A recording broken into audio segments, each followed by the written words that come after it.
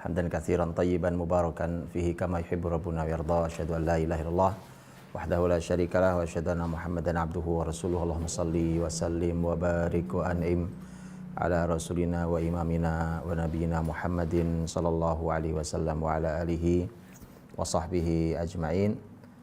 Subhanaka la ilma lana illa ma 'allamtana innaka antal alimul hakim. Amma ba'd.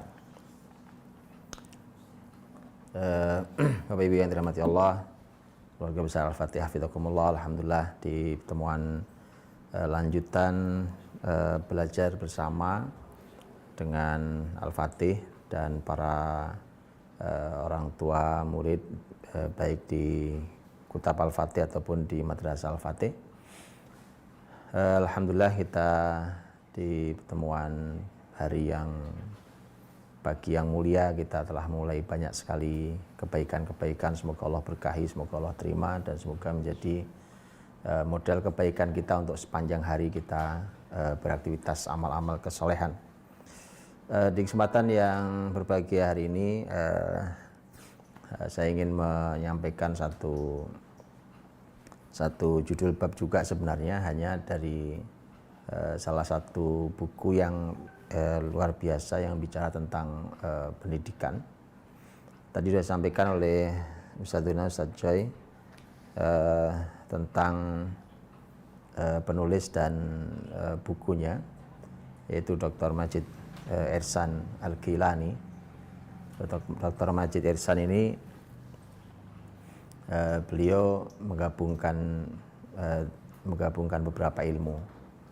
Beliau ini seorang ahli sejarah, juga seorang ahli pendidikan, dan beliau juga dan beliau banyak menulis tentang pendidikan yang dihubungkan dengan filsafat atau falsafah pendidikan. Dan yang menarik adalah beliau ini bicara dengan sudut pandang sejarah yang kokoh, kemudian dari sisi keislaman yang juga kuat, dan beliau sangat menguasai ilmu pendidikan versi dunia barat hari ini.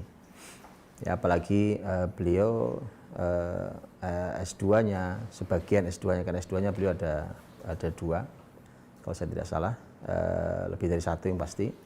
Kemudian S3-nya itu mengambilnya dari kampus di Amerika, artinya kampus Amerika, yang dengan itu maka beliau sangat menguasai tentang pola-pola pemikiran dan pendidikan di dunia barat hari ini. Karenanya ketika beliau bicara tentang pendidikan itu, beliau punya data yang sangat melimpah, teori-teori yang melimpah yang langsung dari literatur mereka. Itu menariknya. Sehingga ketika mengkomparasi, membandingkannya dengan Islam, nah disitulah kemudian akan sangat terasa bercahayanya konsep peradaban Islam ini, konsep pendidikan Islam dan syariat ini. Bapak Ibu dirahmati Allah Subhanahu wa taala, saya sengaja pilihkan yang seperti ini karena masalah di masyarakat muslim hari ini, di kita ini berawal dari cara pandang yang salah. Jadi pertama kali mulainya dari cara pandang yang salah. Itu yang kalau di dalam bahasa para ahli ilmu suka disebut dengan istilah falsafah atau filsafat. Ya, itu sebenarnya cara pandang awal yang salah.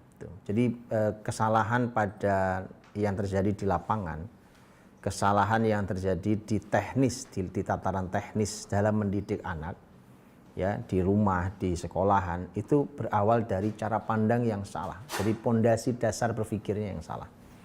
Maka dari yang sebelumnya saya sampaikan tentang tujuan-tujuan pendidikan Dr. Abdul Karim Bakar, ketika beliau juga banyak berbicara tentang dengan gaya yang kurang lebih sama dengan Dr. Majid Ihsan Al-Gilani, karena saya ingin kita belajar tentang cara pandang yang benar, pondasi yang benar.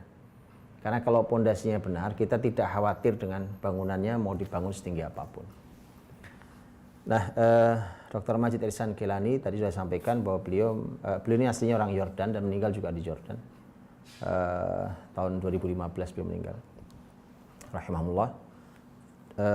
dan meninggalkan tulisan-tulisan yang menurut saya tulisannya luar biasa ya, dan hadir dengan baru, segar, dan membenahi dari pondasi. Jadi memperbaikinya sangat fundamentalis ini. Dia sangat fundamental, cara memperbaikinya sangat akar sekali. Dan salah satu buku yang kita kenal sekali, yang fenomenal adalah buku Hakadha Dhahara Jili Salahuddin wa Hakadha Adadil Quds.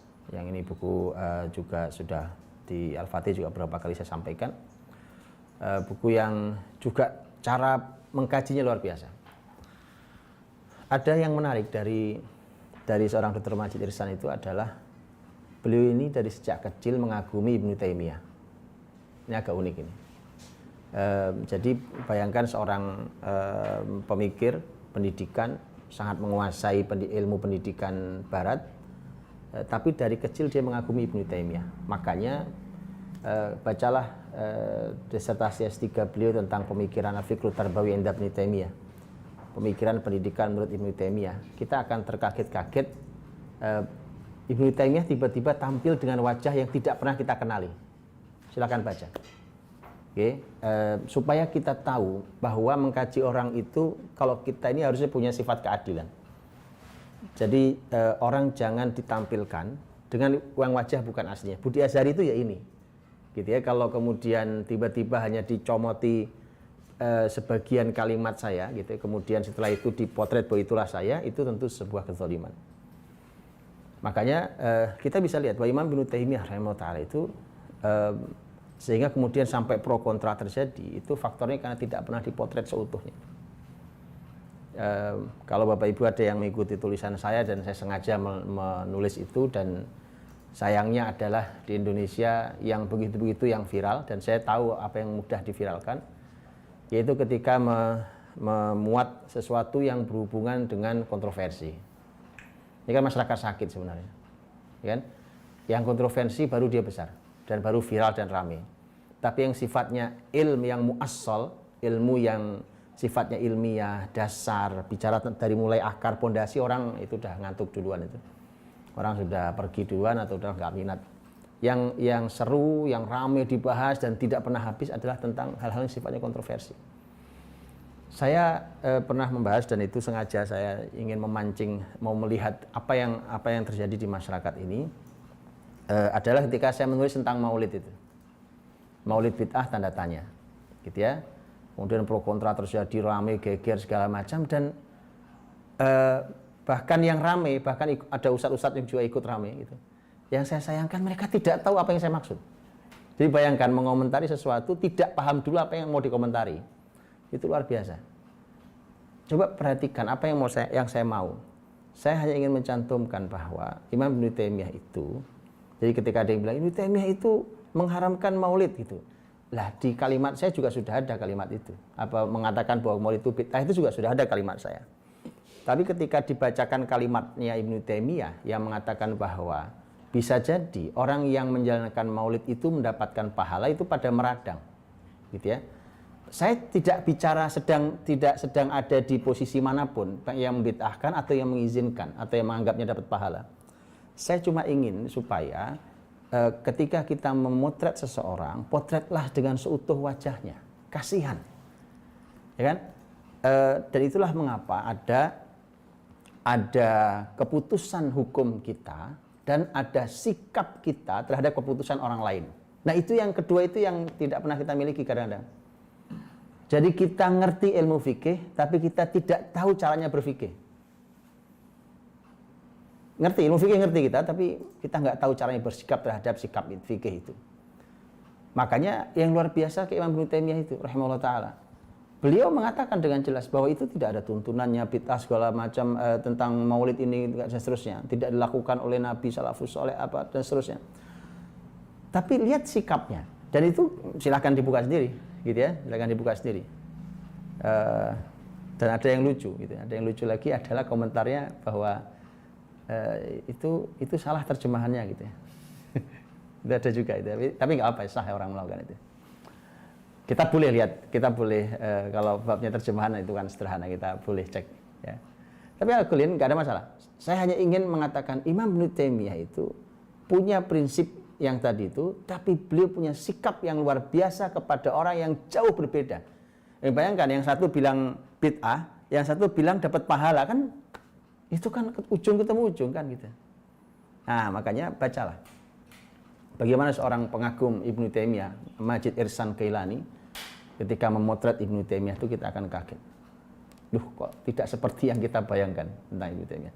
Karena kita tidak pernah utuh memotret, harusnya utuh dipotret tentang ini pelajaran sekaligus kita lewat. Nah, supaya kita tahu bahwa penulis buku ini bukan sembarang, bahkan buku yang kita mulai ya, buku yang saya ambil ini, buku Falsafah Tarbiyah Islamiyah ini kajian komparasi dirasah muqaranah bil falsafati tarbawiyal mu'asirah. Jadi kajian komparasi dengan falsafah pendidikan hari ini ya.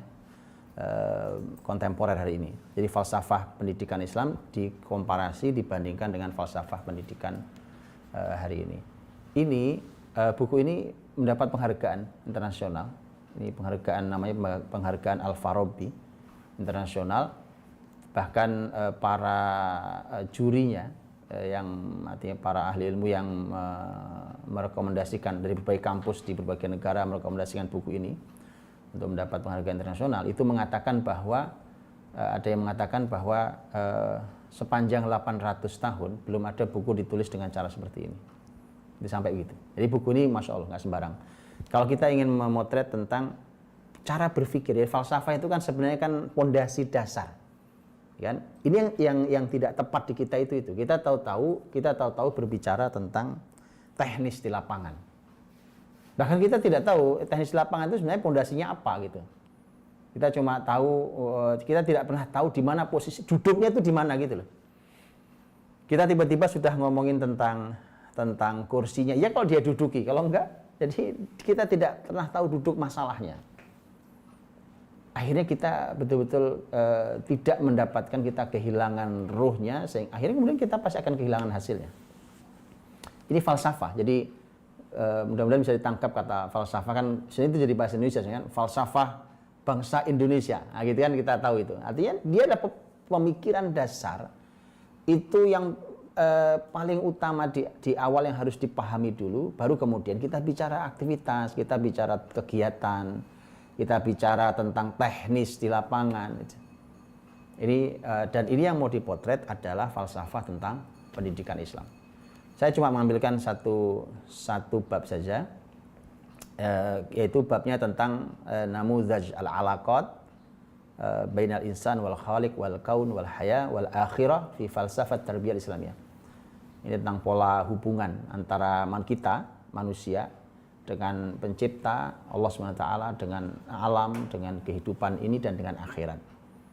Ya, di dalam falsafah pendidikan Islam. Kenapa ini perlu dipotret, teman-teman? Bapak Ibu rahmati Allah, karena manusia yang belajar, yang diajari, dididik di dalam pendidikan, di sekolah, di rumah, di lingkungan, nah itu hasilnya kan kita hidup di sekeliling kita ini, hidup di dunia ini. Maka bagaimana cara pandangnya terhadap kita dan pencipta kita dan al-kaun, alam sekeliling kita, ya kan? Kita dan kehidupan ini. Kehidupan ini artinya adalah kita interaksi sosial kita dengan masyarakat, dengan aktivitas harian kita, itu kehidupan kita. Dan kita dan hari kembali, hari akhirat nanti. Gitu ya? Kita dan akhirat nanti. Itu karena itu menghasilkan nanti cara pandang inilah yang sangat jauh berbeda. Nanti kita bisa lihat apa yang ada di dalam nilai dasar pendidikan Islam dengan nilai dasar yang ada di pendidikan hari ini. Itu kenapa jangan heran kalau walaupun yang belajar adalah Muslim, sekolahannya sekolah Islam, kurikulumnya juga ada pelajaran Quran, akhirnya kemudian nanti hasilnya jauh sekali dari yang kita harapkan. Itu jangan heran, karena memang nilai dasarnya belum dapat, dan dia salah nilai dasarnya. Ya, hubungan kita dengan Allah kayak apa sih? Hubungan kita dengan alam, dengan kehidupan, dengan akhirat ini, itu yang cara pandang awalnya salah, kemudian dia menghasilkan sesuatu yang salah. Ya, dan ini yang kita ingin dapatkan di pelajaran hari ini dari Dr. Majid Ihsan Al-Gilani rahimahullah. Kalau Al-Gilani itu berarti nasabnya sampai ke Syekh Abdul Qadir Al-Jilani. Al-Jilani atau Al-Gilani sama. Ya, itu berarti nasabnya sampai Syekh Abdul Qadir Al-Jilani. Bapak Ibu rahmati Allah, ini diagramnya. Diagramnya itu saya ambil dari bukunya langsung. Ini kalau ini terjemahan saja, ya kan? Ada sebelumnya ada ini manusia yang terpelajar, artinya bahwa orang kalau udah sekolah menuntut ilmu, belajar di sekolah, di kampus segala macam, dalam Islam tuh mesti berpikir begini. Kita manusia yang terpelajar dapat ilmu, hubungan dengan Allah, dengan pencipta, hubungannya adalah hubungan ibadah. Alaqahnya alaqah ubudiyah. Dengan alam itu hubungannya adalah at-taskhir, pengendalian, gitu ya, pengendalian at-taskhir.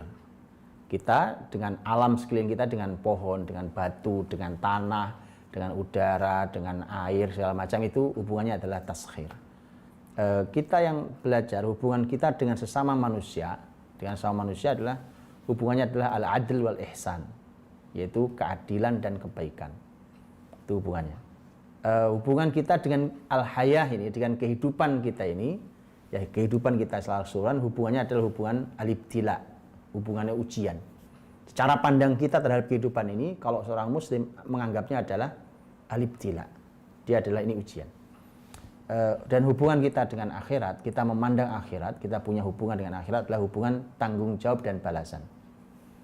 Jadi semua yang kita lakukan akan kita pertanggungjawabkan di akhirat, itu maksudnya, dan akan mendapatkan balasan nanti di akhirat.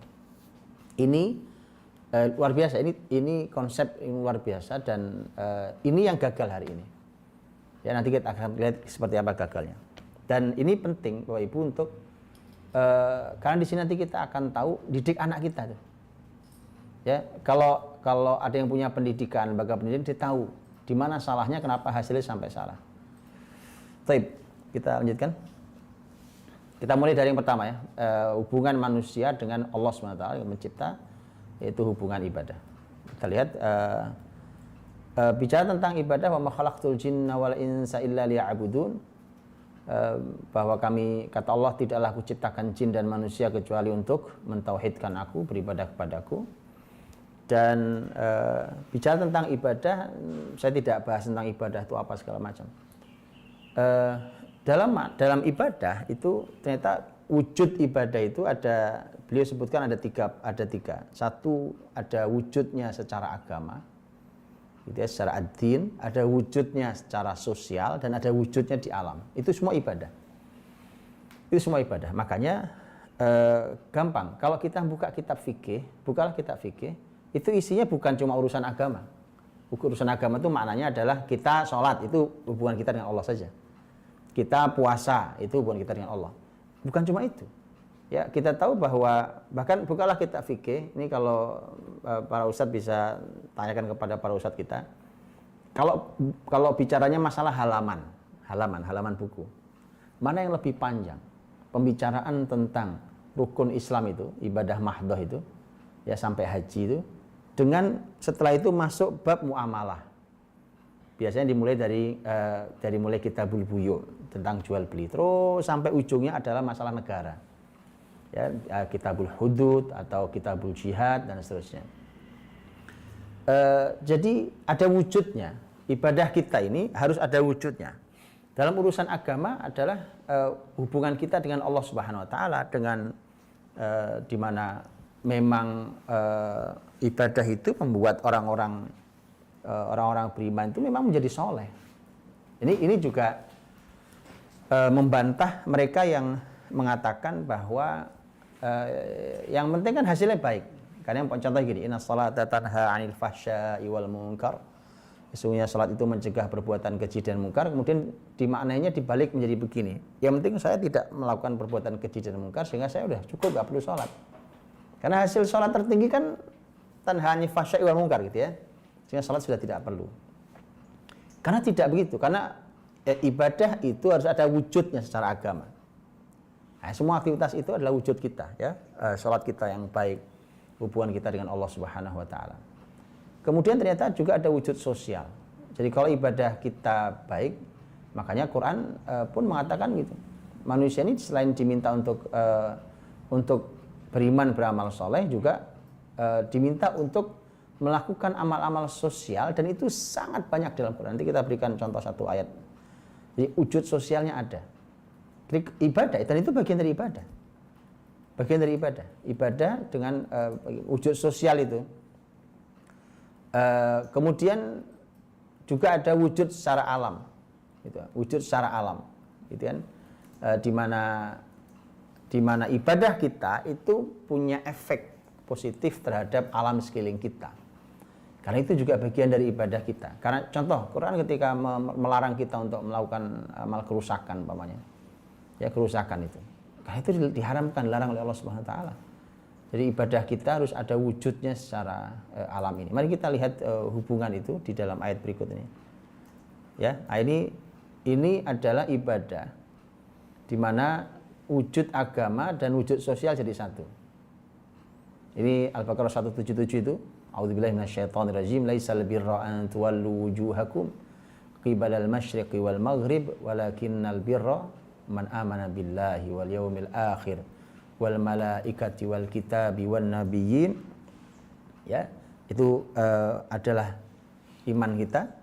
Jadi kita lihat bagaimana ayat. Ya, kemudian itu albir. Albir bicara tentang masalah iman pada Allah, hari akhir, malaikat, kitab, nabi. Setelah itu bicara apa? Bicara sosial. Wa atal mala ala hubbihi dzawil qurba wal yatama wal masakin wabnis sabil wassailin wa fir riqab. Jadi setelah itu apa? Memberikan harta. Memberikan harta dengan kecintaan. Coba. Sudah ngasih harta, Allah ingin kalau ngasih harta itu pakai cinta. Ala hubbi. Jadi jangan ngasih harta terpaksa, ya kan? Wala tayammamul khabitha minhu tunfiquna walastum biakhidhihi illa an tughmidu fi. Orang ngasih aja sambil merem dong, enggak tega ngasih barang jelek dikasih orang. Orang kasih dengan cinta. Wa atal mala al hubbi. Kepada siapa? Dzawil qurba. Kita punya kerabat-kerabat. Wal yatama wal masakin, yatim, miskin, wabnis sabil, ibnu sabil, orang yang kehabisan bekal di jalan. Itu nilai sosial semua.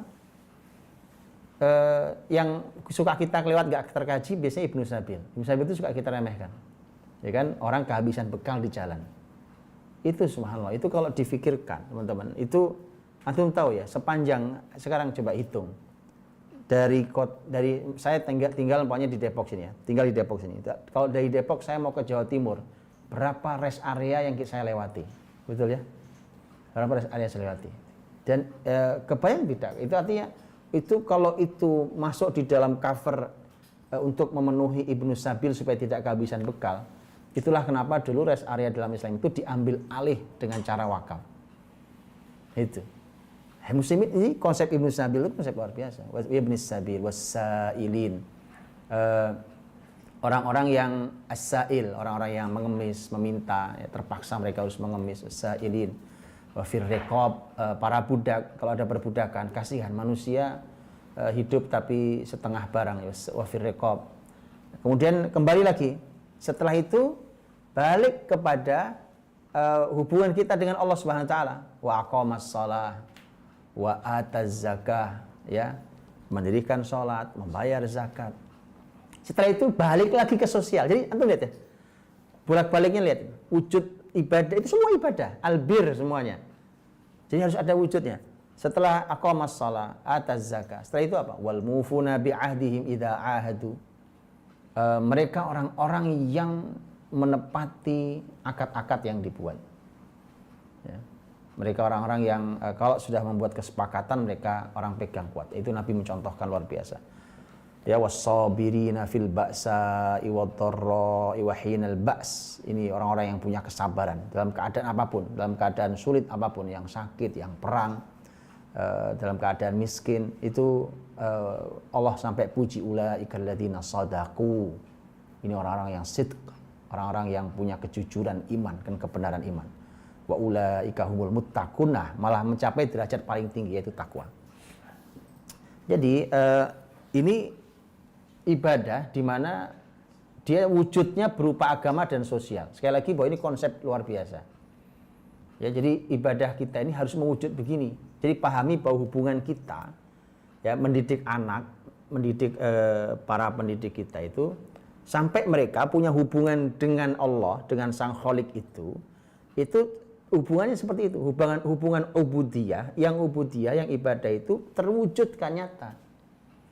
Gitu. Jadi kalau anak cuma sholat gitu ya, kemudian nanti dia punya harta, nggak ada urusan sama orang lain, harta itu cuma urusan dia sama istrinya, sama anak-anaknya, sama keluarga kecilnya, itu masalah serius dinilai cara memandang satu ibadah. Atau sebaliknya tadi, orang sudah tidak mau lagi sholat, sudah nggak mau lagi menjalankan puasa karena dibilang saya yang penting baik sama orang lain, itu masalah juga, ya, masalah sangat besar. Oke, yang kedua adalah wujud agama dan wujud alam. Jadi ibadah yang dia berwujud di agama dan terwujud juga di alam. Ali Imran 190-191. Kita kenal ayatnya. Inna fi khalqis samawati wal ard wa ikhtilafil laili wan nahari la ayatin li ulil albab. Alladzina yadhkuruna Allaha qiyama wa qu'uda wa 'ala junubihim wa yatafakkaruna fi khalqis samawati wal ard. Rabbana ma khalaqta hadza batila subhanaka faqina adzabannar. Orang-orang yang sesungguhnya pada penciptaan langit dan bumi, pergantian malam, siang, itu adalah ayat. Nah, ayat itu kalau disebut ayat oleh Quran, oleh Nabi, itu PR besar buat ilmuwan Islam. Jadi anak kita belajar nemu kata ayat itu lewat biasa saja gitu. Buat kita para ilmuwan juga nemu kata ayat juga biasa saja. Ayat disebut ayat itu, maka kita harus mampu menemukan sesuatu yang tidak biasa, karena sesuatu tidak disebut ayat kecuali dia memang menunjukkan kebesaran Allah pada sesuatu itu.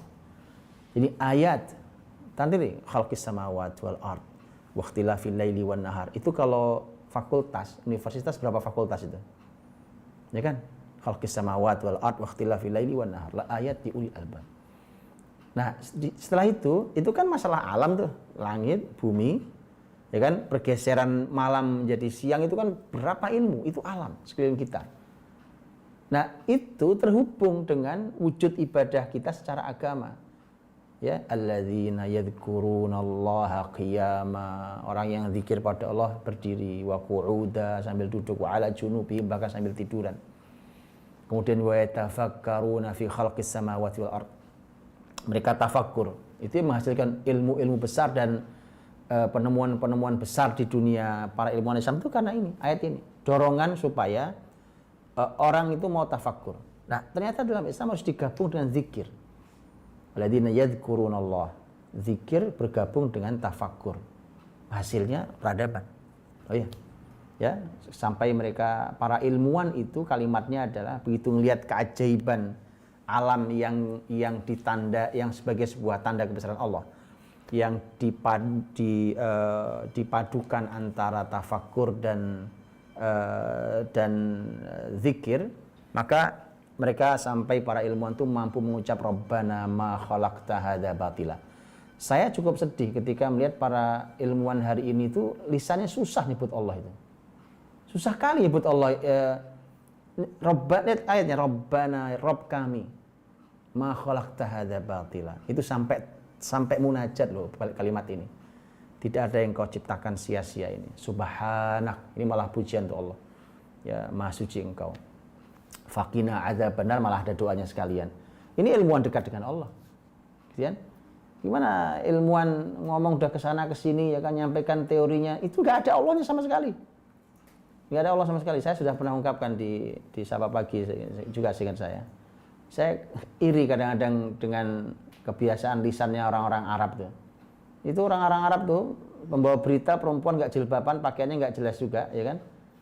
Tapi kalau dia membawakan perkiraan cuaca itu, Allahnya muncul itu di lidahnya, di lisannya itu keluar. Ngomong biidznillah, insya Allah, ini nanti hari ini awan berhujan. Nggak tahu saya kenapa di kita ini nggak keluar gitu Allah itu. Ilmuwan itu kalau bicara, makanya kemudian tidak berwujud. Ilmunya itu kemudian dia terpelajar, tapi hubungan dengan Allahnya memang putus. Gitu ya, jadi tidak ada hubungannya itu. Maka kalau dia betul beribadah, maka dia terwujud tuh di dalam urusan, di dalam agama kita ibadah terlihat, di dalam sosial kita dan sosial kita terlihat ibadah kita dan alam pun terlihat. Lanjut.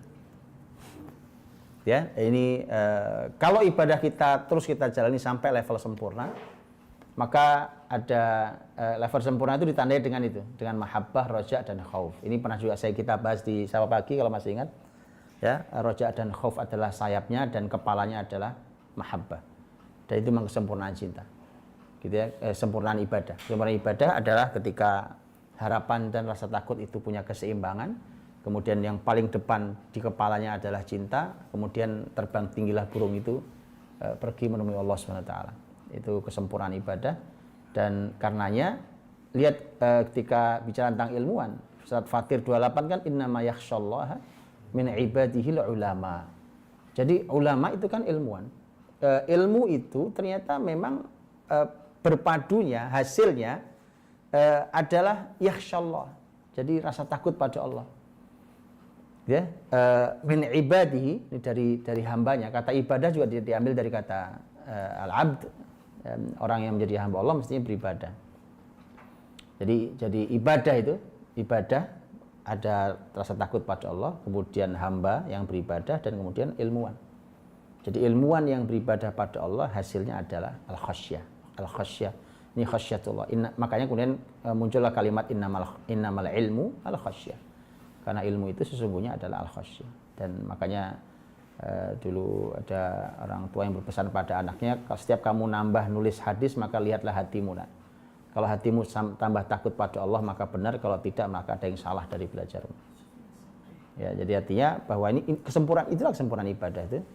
Ya, kesempurnaan ibadah, bahwa orang kalau betul sempurna ibadahnya maka dia akan melahirkan ini. Bayangkan ini dalam hidup seseorang yang ini pasti akan dibagi ke masyarakatnya, bahkan ke alam sekelilingnya, yaitu cinta, berharap pada Allah dan takutnya pada Allah. Kayak apa damainya dunia ini ya. Itu hubungan yang baik antara orang yang berilmu dengan penciptanya. Nah, sayangnya terjadi hari ini. Pendidikan hari ini itu manusia yang belajar ilmu itu, yang terpelajar itu dengan Allah itu hubungan terputus, malah sengaja diputus. Saya teman-teman, Bapak Ibu tidak mencantumkan data Barat ya, dan data silakan dibaca sendiri di bukunya, itu datanya melimpah sekali dan beliau langsung ambil dari literatur terpercaya dari Amerika, dari orang-orang Eropa, dari mereka sendiri, keadaan masyarakat mereka sendiri. Gitu ya, sampai salah satu data, cuma saya tidak sampaikan data sama sekali ya, ini silakan dibaca sendiri. Sampai sehingga saya ada data yang beliau cantumkan di situ, siapa penulisnya, siapa penelitinya, siapa ilmuannya, diambil dari buku apa, itu semua dicantumkan di situ data-datanya. Jadi umpamanya terjadi kematian karena tawuran pelajar di Amerika, terhitung dari tahun 70 sampai 74 itu lebih banyak jumlah kematiannya dibandingkan kematian tentara Amerika di perang Vietnam. Baca sendiri datanya, dan itu beliau cantumkan semua data. Artinya adalah bahkan ada kerusakan gara-gara anak-anak ngerusak, lempari kaca, lempari apa itu ada datanya. Berapa negara, dan itu angkanya besar sekali, lebih besar dibandingkan, saya silakan baca datanya di situ. Artinya bahwa ini semua data-data yang beliau sampaikan ini semua dengan menggunakan data, bahkan di sana ada sejarah pokoknya tentang pemikiran kayak begini. Mereka yang belajar ilmu seharusnya kan hasilnya semakin takut pada Allah tadi, cinta, harap dan takut. Tapi ketika terputus, sejarahnya dari kapan dimulainya itu beliau sampaikan, terus sampai berakhirnya di mana. Ya, tapi itu tidak cukup waktu kita, maka nanti bukunya dibaca, silakan dibaca. Nah, jadi hubungan terputus antara seorang yang memiliki ilmu dengan penciptanya itu kan sebenarnya ternyata, nah ini perlu diperhatikan, dimulai dari pemikiran sekuler. Maka pendidikan hari ini tuh, makanya kenapa teman-teman saya mengapresiasi betul langkah langkah pemerintah Turki. Pemerintah Turki itu, ya, pemerintah Turki itu mencantumkan dasar negara. Mereka itu menyebut negara sekuler. Itu dicantumkan resmi di undang-undang negara mereka. Ya kan? Indonesia ya kan nggak ngaku sekuler kan? Indonesia kan nggak ngaku sekuler gitu. Ya, walaupun potretnya kayak apa, tapi tidak nggak ngaku sekuler. Turki itu ngaku resmi sekuler. Itu.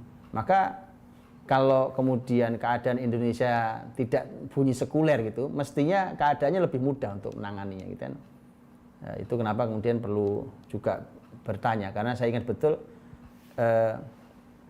bahkan belum lama, beberapa tahun ini kan sebenarnya setiap ada peringatan 29 Mei, peringatan penaklukan Konstantinopel itu kan ada para aktivis dengan berbagai lembaga keislaman itu kan selalu mereka membuat peringatan tuh, suka sholat subuh bersama di pelataran segala macam penuh itu. Kemudian setelah itu nanti mereka membuat press release meminta pemerintah Erdogan untuk membuka Hagia Sophia jadi masjid. Itu sudah berjalan bertahun-tahun.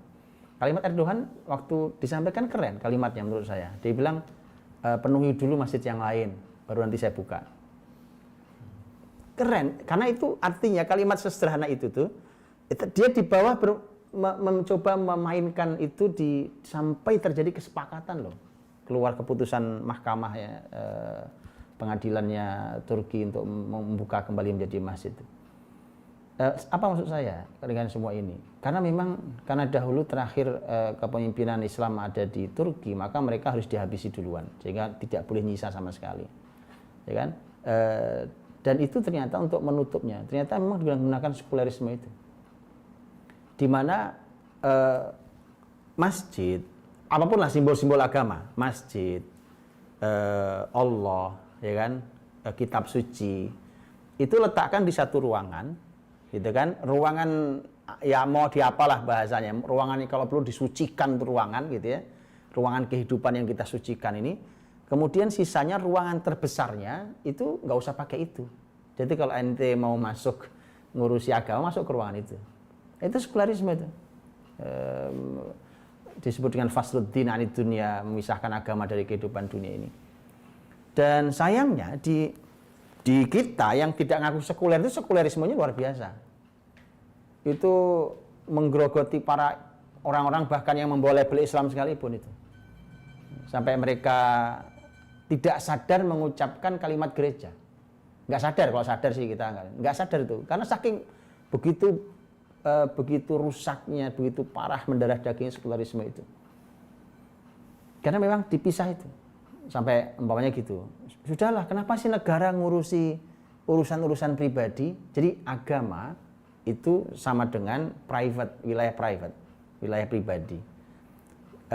Jadi kalau umpamanya gini, kalau suatu hari, ini belum kalau menerapkan syariat Islam ya kan, Muslim nggak sholat ditangkap, wah itu geger lagi, kan belum, Indonesia belum pakai aturan itu kan, belum. Kemarin urusan apa tuh kemarin, pendidikan agama, udah lama dulu.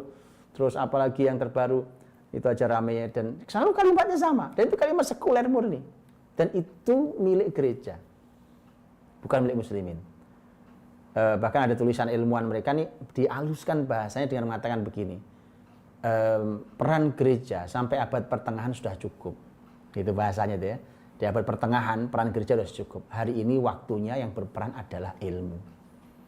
Kelihatannya halus bahasa itu yang bicara untuk ilmuwan mereka. Tapi itulah nilai dasar sekulerisme itu. Dalam Islam tidak pernah dipisahkan tuh, ya, tidak pernah dipisahkan. Akhirnya terputus hubungannya. Nah, karena hubungan itu terputus, maka nggak ada nilai-nilai ibadah di dalam lulusan pendidikan dari mana.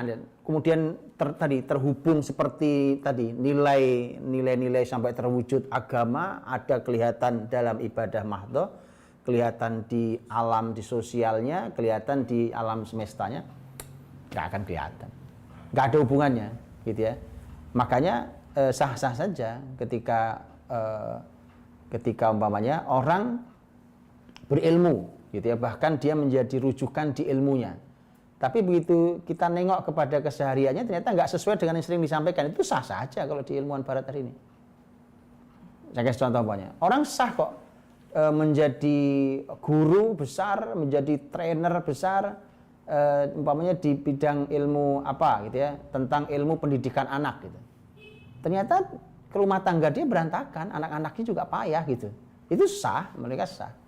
Dalam Islam nggak bisa itu. Karena itu nilai dasar dalam Quran. Ya, nilai dasar ya alladzina amanu lima taquluna ma la taf'alun kabura maqtan 'indallahi an taqulu ma la taf'alun. Itu nilai dasar. Nilai dasar di mana bahwa ibadah kita dengan Allah itu sampai harus terwujud. Kalimat yang kita keluarkan itu harus sesuai dengan kehidupan kita. Itu nilai dasar tuh. Ya tadi keluar dalam wujudnya kelihatan. Gitu. Nah, ini tidak perlu begitu. Pokoknya buat aja. Makanya guru besarnya ilmu yang ada di mereka sah untuk melanggar itu. Pokoknya bicara tentang apa? Tentang masalah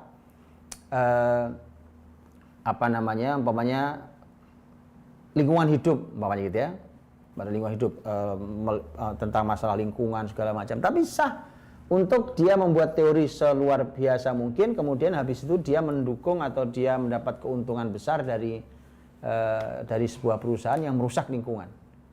Sah mereka lakukan. Gitu ya. Jadi yang begini karena terputus. Akhirnya karena manusia itu tetap manusia. Manusia tetap makhluk. Walau dia mengingkari Tuhan, hati kecilnya susah untuk mengingkari Tuhan karena manusia itu tetap sadar bahwa dia makhluk. Dan makhluk itu pasti perlu khalik. Akhirnya terjadi apa? Hari ini ada dua gelombang. Satu gelombang ateis. Jadi Barat itu bukan Kristen. Bukan Kristen. Amerika, Eropa itu bukan Kristen. Yang paling dekat dengan kita Australia. Jadi gelombangnya bukan gelombang Kristen. Karena yang Kristen gereja dijual kok. Banyak sekali gereja dijual. Betul kan? Bahkan muslimin bersyukur dengan dijualnya gereja. Karena muslimin susah buat gereja. Izinnya sulit. Makanya beli gereja. Muslimin sulit mendirikan masjid. Akhirnya membeli gereja. Gitu ya. Karena kalau gereja kan izinnya sudah tempat ibadah. Sehingga muslimin tinggal ganti saja. Salib diturunin, patung-patung turunin, ya kan diganti menjadi ibadah muslimin. Dan itu sudah sangat banyak. Karena gelombangnya adalah gelombang ateis. Jadi semakin banyak orang sudah tidak beragama, itu satu. Di sisi lain, ini orang ateis, ini orang paling capek hidupnya sebenarnya, paling lelah dia. Orang gimana sih, nggak mungkin orang nggak hati kecil paling dalam manusia itu perlu Tuhan. Betulan, karena manusia sadar bahwa dia makhluk, itu kaidah paling dasar. Sudahlah, dia membohongi diri itu waktunya nggak lama. Dia hidupnya paling gersang, paling kering orang ateis itu. Nah itu akhirnya banyak yang kemudian larinya adalah perlu nyari Tuhan. Maka carilah kedamaian, cari ketenangan. Yang terjadi adalah di satu sisi tidak mengakui Tuhan, ateis. Di sisi lain dia akhirnya membuat praktek-praktek, membuat agama-agama baru bahkan. Agama-agama baru. Jadi pengikutnya ada saja. Bahkan kita tahu kan itu juga data sudah, dan itu nggak sekali. Akhirnya mereka dengan tokoh spiritualnya kemudian bunuh diri massal. Itu nyata, itu tidak di Indonesia, kejadian di sono, kan? Bukan di sini itu kejadiannya karena mereka bingung hidupnya sebenarnya. Bingung sekali. Dan itu yang terjadi. Padahal mereka orang-orang terpelajar, orang-orang pintar, bahkan doktor, profesor. Gitu. Dan manusia terpelajar akhirnya terputus hubungannya dengan Allah SWT. Lanjutkan.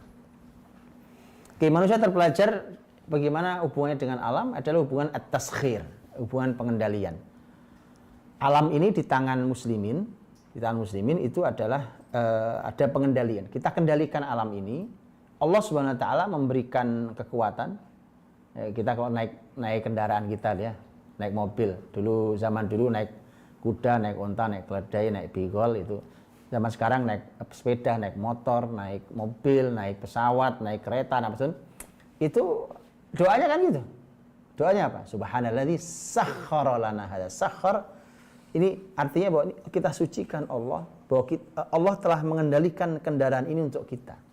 Karena kalau tidak kita, kalau bukan Allah yang mengendalikan, siapa kita? Kebayang nggak sih kalau pesawat seberat berapa bisa terbang ke udara itu gimana? Ya kan? Teori ini sih ada, coba pikirin manusia. Itu beratnya berapa dia naik ke udara gitu tuh. Ya, kapal laut itu beratnya berapa? Teorinya ada, tapi lihat bagaimana itu semua Allah kendalikan. Makanya kalau waktunya musibah, la qadarullah musibah terjadi ya jatuh. Waktu tenggelam. Gitu.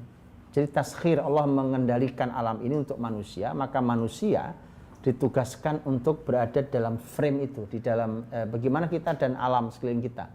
Ya, kita dengan pohon, kita dengan batu, kita dengan bumi, tanah, udara, air, gunung, apa semua itu kita kendalikan dengan baik, ya. Karena itu semua sudah Allah gratiskan untuk kita. Tunjukkan. Nah, ini ayatnya, ya. Luqman ayat 20. Alam tarau annallaha sakhkhara lakum ma fis samawati wa ma fil ard. Bukankah tidakkah kalian tahu bahwa Allah Subhanahu wa taala telah mengendalikan untuk kalian apa saja yang ada di langit dan apa saja yang ada di bumi. Wa asbagha 'alaikum ni'amahu zahiratan wa batinah. Kalian tuh sudah sampai kalian itu Allah SWT diliputi oleh kenikmatan baik yang zahir ataupun yang batin. Kenikmatan untuk kalian luar biasa Allah berikan, ya. Jadi artinya dikendalikannya langit dan bumi ini untuk manusia itu di dalamnya ada sekian banyak kenikmatan di sana. Gara-gara Allah kendalikan itu. Ya kan? Manusia sama gajah kan gedean gajah. Ya kan? Itu kan nggak banding lah. Gajah itu kalau nendang orang wassalam, ya kan, selesai, ya kan. Oh, jangan ditendang sama gajah, ya kan. Artinya selesai. Tapi subhanallah, itu gajah segede itu dinaikin manusia. Ya, dibelokkan kanan, belokkan kiri, disuruh jalan di ini, diperintah. Subhanallah. Alam ini Allah kendalikan untuk manusia dan nikmatnya jadi banyak buat kita gara-gara alam ini tundukkan oleh Allah untuk kita. Oke. Wa minan nasi may yujadilu fillahi bighairi ilmi wala huda wala kitabim munir. Sebagian manusia ada yang mendebat tentang Allah tanpa ilmu, ya. Juga tidak dengan petunjuk, tidak dengan kitab juga. Nah, alam ini gratis untuk manusia, tapi manusia harus punya ilmu untuk bisa manfaatkan alam itu. Kan gitu kan, kalau kita tadi mau mengendalikan gajah aja harus tanya ke pawang gajah gimana caranya nyetir gajah. Kita mau manfaatkan alam ini. Orang perlu apa gitu di alam ini? Perlu makan, ya kan? Perlu minum. Harus dalam kendalinya adalah ini semua harus diukur dalam kendali, ya kan? Maka semakin tinggi ilmu, semakin besar pengendalian dan pemanfaatan alam. Itu yang dituntut. Tapi alamnya gratis Allah kasih. Alam gratis. Kalau mau manfaatkan kalian belajar. Kalau mau manfaatnya banyak, ya ilmunya harus lebih banyak. Tapi tetap dalam frame taskhir. Jadi kita dan alam itu harus ada pengendalian. Sehingga nanti muncul, kalau pengendalian itu, namanya orang kendali itu kendali. Kendali diri itu artinya supaya kita ini ada tali kekangnya. Ada sesuatu yang membatasi, mengukur. Jadi terjadi keseimbangan. Keseimbangan. Hari ini kita sering bunyikan keseimbangan alam. Tapi alam nggak pernah seimbang sampai hari ini. Malah yang terjadi adalah semakin rusak. Sudah banyak bahkan yang punah. Sehingga akhirnya kemudian sirkulasi kehidupan ini ya putus. Mata rantainya udah kemudian rusaklah kehidupan ini. Akhirnya hidup ini menjadi tambah mahal, itu satu, tidak indah, dan akhirnya rusak. Ya kan gitu kan. Hari ini kan baru dimunculkan. Saya dengar teman-teman umpamanya dunia pertanian peternakan ketika bicara bagaimana caranya bertani dan beternak itu zero cost, itu bahasa mereka itu ya. Jadi bagaimana supaya dia tidak memerlukan biaya, tapi bisa panen, gitu Pak. Itu sudah hari ini sulit. Bagaimana nggak sulit dong petani itu dari mulai awal itu keluar duit, ya keluar duit itu dia dimakan oleh pupuk itu petani itu, ya kan, dimakan oleh yang lain segala macam, belum benih yang tidak bisa lagi dibenihkan, benih ditanam nggak bisa lagi dibenihkan.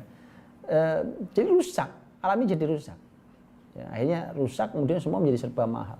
Yang terjadi makin miskin, makin susah, makin sengsara. Akhirnya menimbulkan lingkaran setan berikutnya dan seterusnya. Ya karena tidak berjalan di atas taskhir. Coba lihat. Nah ini hari ini. Jadi manusia dengan alam itu hubungannya eksploitasi habis-habisan. Alam itu habis dikeruk, dieksploitasi habis-habisan pokoknya. Pokoknya apa yang cepat, karena ukurannya adalah umpamanya gini, perusahaan. Ya perusahaan kan pasti akan menuntut untuk menghasilkan target-target besar, target kan itu kan. Ya, kalau enggak perusahaannya bisa rugi bangkrut. Kenapa? Karena memang mereka membuat perusahaan tidak dalam konsep at-taskhir.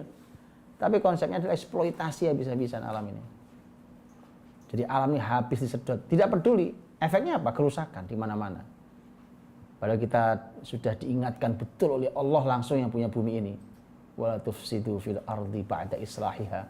Dhaharal fasadu fil barri wal bahri bima kasabat aydin nas.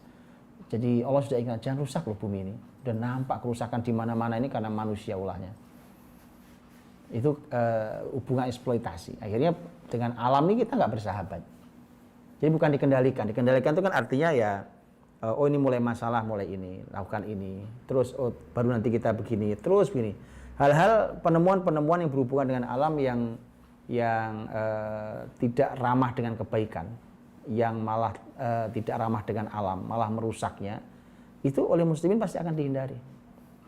Jadi kalau anak kita ilmuwan, mereka kalau dididik dengan cara benar, mereka tidak akan meneliti dan mencoba menemukan hal yang merusak alam. Hari ini kan nggak peduli, karena yang penting eksploitasi. Pokoknya bagaimana caranya minyak di bawah bumi itu disedot sebanyak-banyaknya. Bahwa rusaknya alam kayak apa, urusan belakangan. Karena ada target-target tadi itu, kapitalis itu dan seterusnya. Kalau makanya itu yang terjadi hari ini. Disitulah bedanya. Cara pandang manusia terpelajar muslim dengan alam itu hubungannya bukan hubungan eksploitasi, tapi hubungannya adalah at-taskhir, mengendalikan alam ini. Tapi lihat ya, pendidikan hari ini hubungan dengan alam adalah hubungan pertarungan untuk menguasai, ya kan?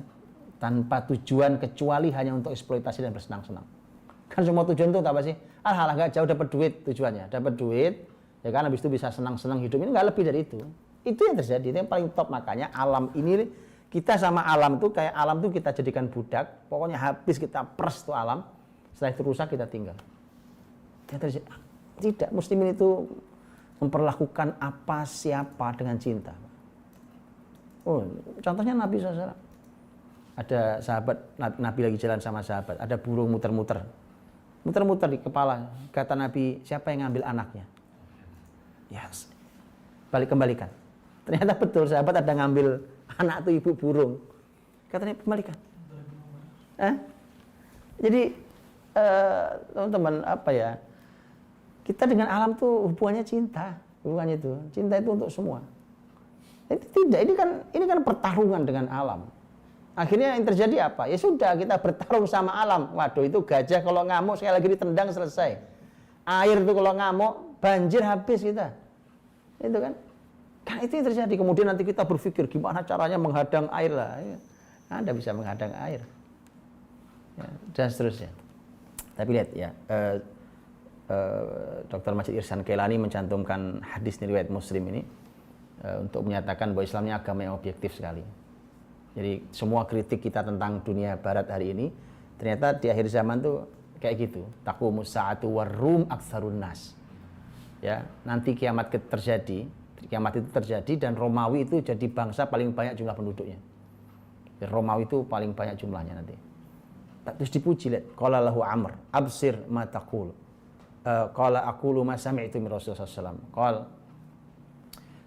la in qulta dzalik inna fihim la khisalan arba'an. Jadi orang-orang Romawi itu punya 4 ciri khas. Dipuji, pujian ini semua pujian. Innahum la ahlamun nasi 'inda fitnah. Mereka itu orang yang paling halus hatinya, paling sabar ketika menghadapi fitnah. Ada fitnah berbagai macam hal terjadi, cobaan segitu. 1. Wa asra'uhum ifaqatan ba'da musibah. Mereka orang yang paling cepat bangkit setelah musibah. Nah, ini agama fair Islam ini, ya kan, bukan cuma caci maki. Ini Rasul kita yang bicara langsung. Hadis sahih riwayat Muslim. Wa ausyakuhum karratan ba'da farrah wa khairuhum limiskin wa yatim wa dhaif. Ya, mereka orang yang paling cepat paling cepat bangkit, karrah ba'da farrah itu mereka paling cepat kembali setelah lari bercerai-berai, cepat nyatunya kembalinya. Wa khairuhum limiskin wa yatim wa dhaif. Mereka orang yang paling baik terhadap orang-orang lemah, miskin, yatim, orang-orang lemah. Kemudian wa khamisah hasanatun jamilah. Dan yang kelima, ini bagus sekali. wa amna'uhum min zulmil muluk. Mereka orang yang paling kuat perlawanannya terhadap kezaliman para raja. Mereka bertahan dan mereka melawan dengan kuat kezaliman para raja.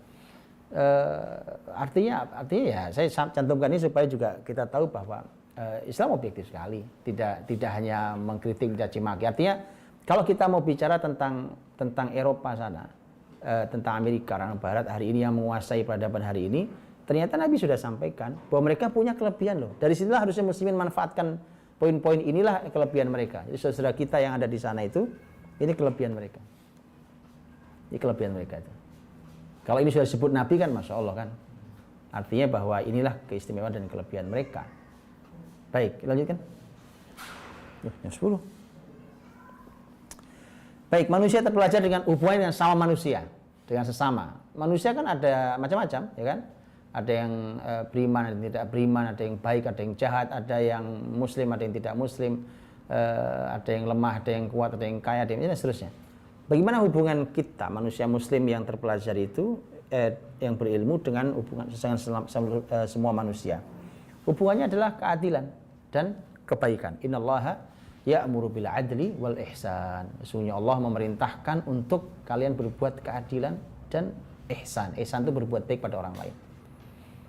Oke, bicara tentang keadilan ini 3 lingkup keadilan. 3 lingkup keadilan itu pribadi, umat, negara, ya kan? Yang pribadi ya ayyuhalladzina amanu kunu qawwamina bil qisti syuhada'a lillahi walau ala anfusikum awil walidaini wal aqrabin. Wahai orang beriman, jadilah kalian orang yang menegakkan keadilan sebagai saksi Allah di bumi ini.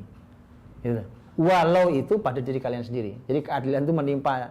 Kadang-kadang kalau kita bicara keadilan, kadang-kadang rugi diri kita ini. Gak apa kata Allah.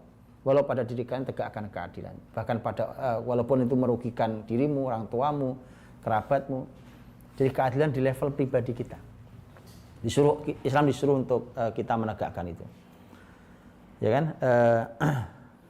Dan di level umat, wa in ta'ifatani minal mu'minina qatatalu fa aslihu bainahuma fa in baghat ihdahuma 'al ukhra faqatilul lati tabghi hatta tafi'a ila amrillah fa in fa'at fa aslihu bainahuma bil 'adli wa aqsitu innallaha yuhibbul muqsitin. Kita disuruh untuk mendamaikan umat yang sedang bertikai dengan keadilan. Karena Allah cinta keadilan. Yang level negara lihat, innallaha ya'murukum an tu'addul amanati ila ahliha wa idza hakamtum bainan nasi an tahkumu bil 'adl. Innallaha ni'ma ya'idukum bih innallaha kana sami'an basira. Diminta untuk menjadi hakim kepada manusia dengan cara yang adil.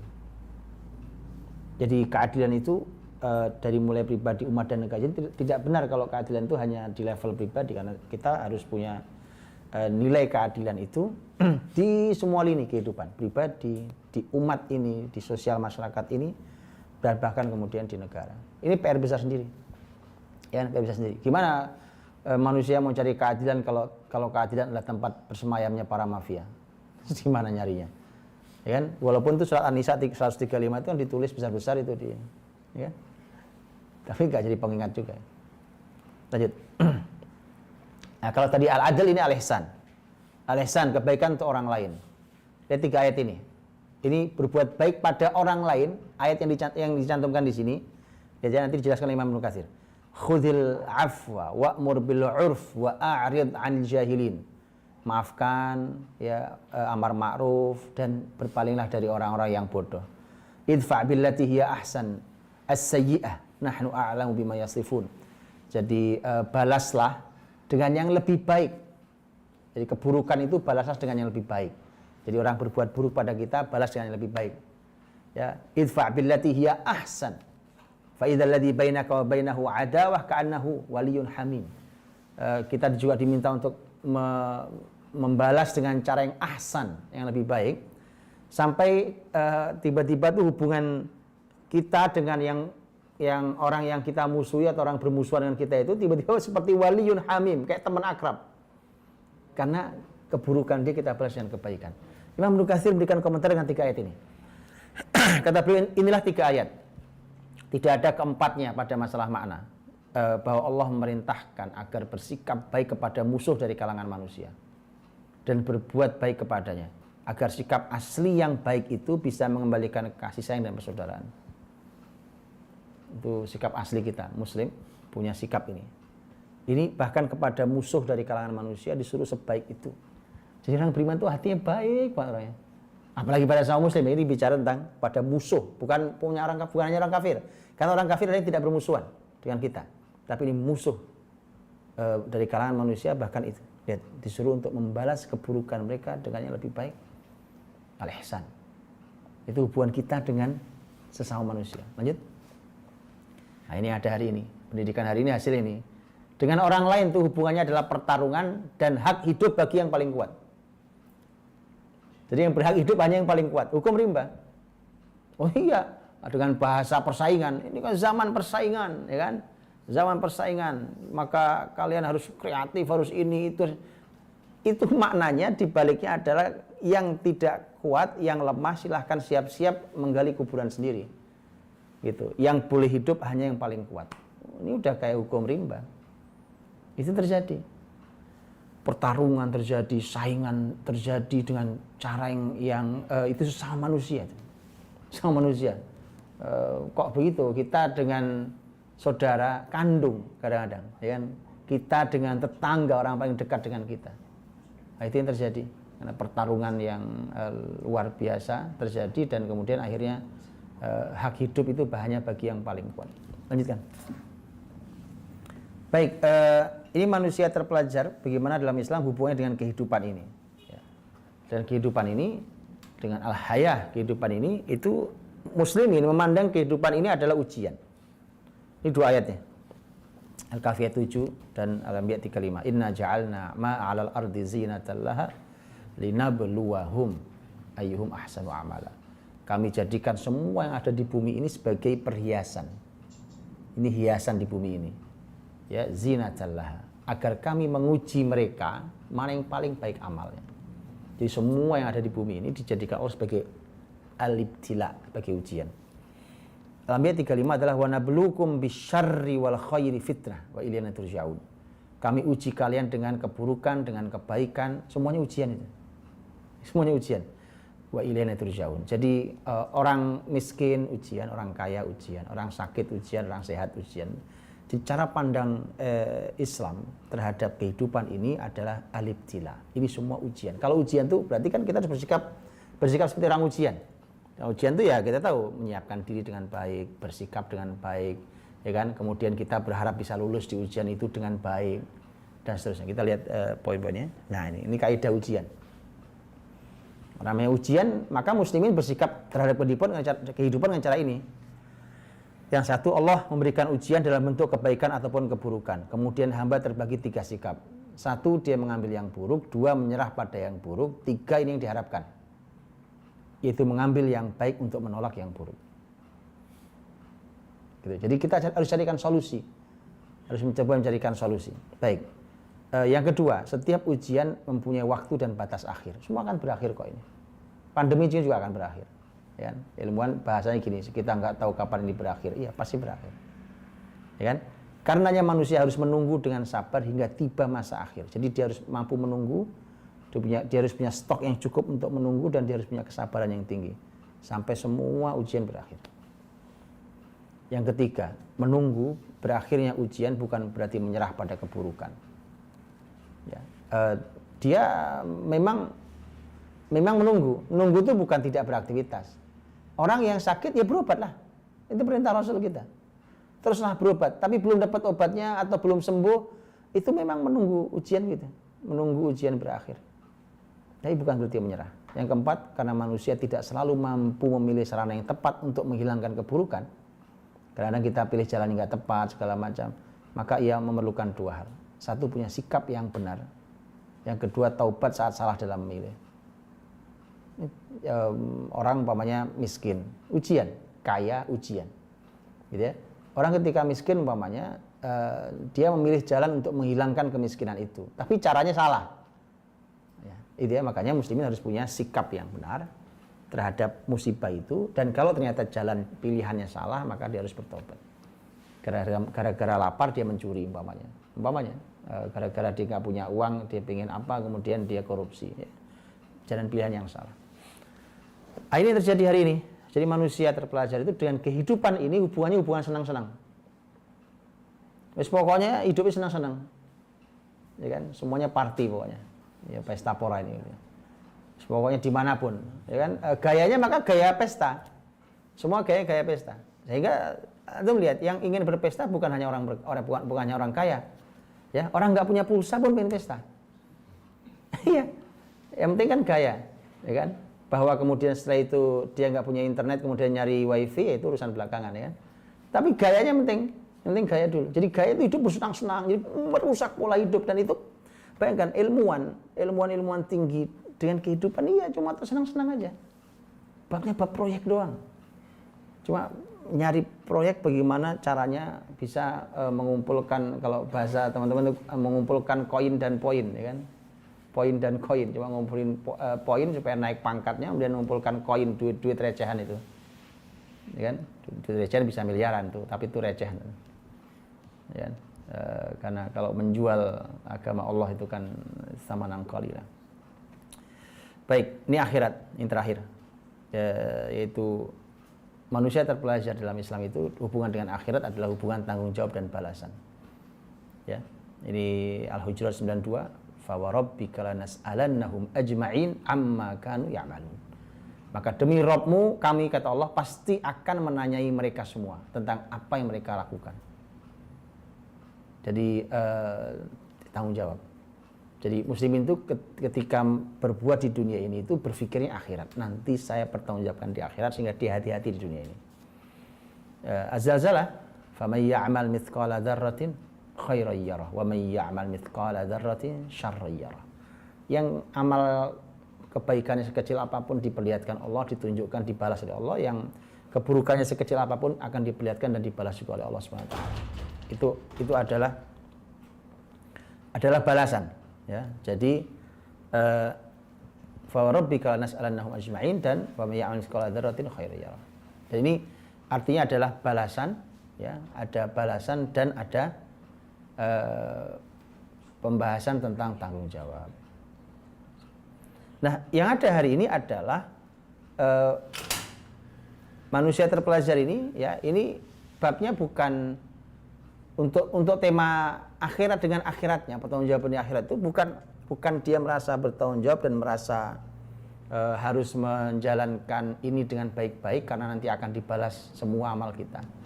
Jadi bukan bicara tentang masalah kewajiban, tapi bicaranya adalah menuntut hak, gitu ya. Jadi bagaimana dia harus menuntut hak. Jadi menuntut hak itu maknanya adalah dia tidak peduli dengan kewajiban-kewajiban. Yang paling penting adalah saya dapat hak saya.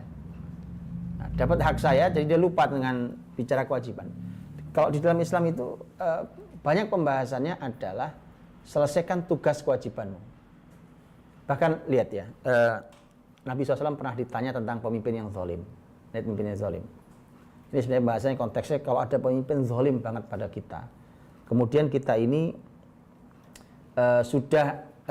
bagaimana ya? Kita ini zalim sampai hak kita itu tidak dikasih oleh sang pemimpin. Jawaban Nabi apa? Jawaban Nabi adalah lakukan tugasmu dan mintalah hakmu dari Allah. Jadi orang beriman itu frame-nya bukan frame menuntut hak, tapi frame-nya adalah menjalankan tugas-tugas kita. Jalankan tugas. Terus saya kan gimana? Saya nggak dapat hak saya. Kan masyarakat punya hak untuk hidup dilayani, untuk hidup makmur, untuk hidup ini itu, hidup serba mudah, murah, segala macam. Nggak dapat ya, karena pemimpinnya zalim. Iya, mintalah hakmu pada Allah. Tapi jalankan tugasmu. Nah, kalau frame-nya adalah menuntut hak, yang terjadi nanti begini, kan saya nggak dapat, ngapain kalau gitu saya nggak mau, nah gitu. Itu yang terjadi, akhirnya sudah, yang terjadi adalah saling menuntut karena saling menuntut hak. Itu yang terjadi. Muslimin itu karena tanggung jawabnya akhirat, ini kewajiban saya. Nanti di akhirat saya pertanggungjawabkan. Nanti di akhirat saya akan ditanya karena tugas saya apa di dunia ini. Gitu ya. Bahwa kok saya tidak dapat hak saya minta sama Allah. Gitu. Di dunia dapat, alhamdulillah, kalau enggak saya minta sama Allah. Nah, cara berpikir orang hari ini tentang akhirat itu bukan berpikir kewajiban itu. Berpikirnya adalah pokoknya saya minta hak saya di dunia ini sekarang. Kalau Islam itu kalau tidak dapat haknya di dunia masih ada akhirat gitu. Nah, mereka tidak percaya akhirat, mereka lalai. Wa hum 'anil akhirati hum ghafilun, mereka lalai dari akhiratnya. Maka yang ada pokoknya saya harus dapat hak saya, bagaimanapun caranya. Muslimin bisa merelakan haknya loh. Yang penting tugas dijalankan.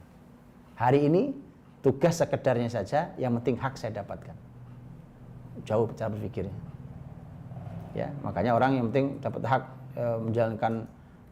menjalankan tugas nomor sekian, yang penting hak saya dapat. Baik. Nah, ternyata nilainya merah semua memang hari ini. Gitu. Jadi kita orang-orang yang belajar ilmu, anak kita yang belajar ilmu hari ini, kalau dengan pola hari ini ya kayak gini. Hubungan kita dengan Allah putus, kita dengan alam cuma mengeksploitasi alam, merusaknya, dengan sesama manusia kita hubungannya pertarungan saja, dan yang menang, yang berhak hidup hanya yang paling kuat. Dengan kehidupan ini kita anggap senang-senang. Kita dengan kehidupan tanggung jawab akhirat kita, pokoknya kita cuma nuntut hak saja di dunia ini. Kita nggak berpikir tentang tanggung jawab kewajiban kita yang akan dimintai pertanggungjawaban dan ditanya. Ya ini ternyata semua nilainya masih merah, ya, dan ini PR kita ketika mendidik anak-anak kita, ya. Kembalikan ke slide pertama biar memurojaah slide pertama. Ya. Nah ini tugas kita untuk mengembalikannya menjadi begini. Nah ini, ya. Jadi manusia, orang yang anak-anak kita kalau punya ilmu, maka dengan Allah punya hubungan ibadah. Dengan alam ini babnya adalah keseimbangan, karena ada kita pengendalian, kita kendalikan. Dengan sama manusia itu landasannya adalah keadilan. Berbuat keadilan dan berbuat baik pada orang lain. Di kehidupan ini kita anggap sebagai ujian. Makanya hati-hati bersikap, ya, dan kita harus lulus di ujian itu dengan cara baik. Dan hubungan akhirat kita semua sadar bahwa kita akan dimintai pertanggungjawaban dan akan dibalas semua amal kita, maka kita akan sangat fokus pada kewajiban-kewajiban kita. Kalau dapat haknya di dunia alhamdulillah, kalau tidak kita akan minta di sisi Allah Subhanahu wa taala. Barakallahu fikum, jazakumullah khair. Ya, itu dari saya kira saya cukupkan, jam 10 lewat. Saya kembalikan pada Ustaz Coy. Hafizakumullah. Assalamualaikum warahmatullahi wabarakatuh.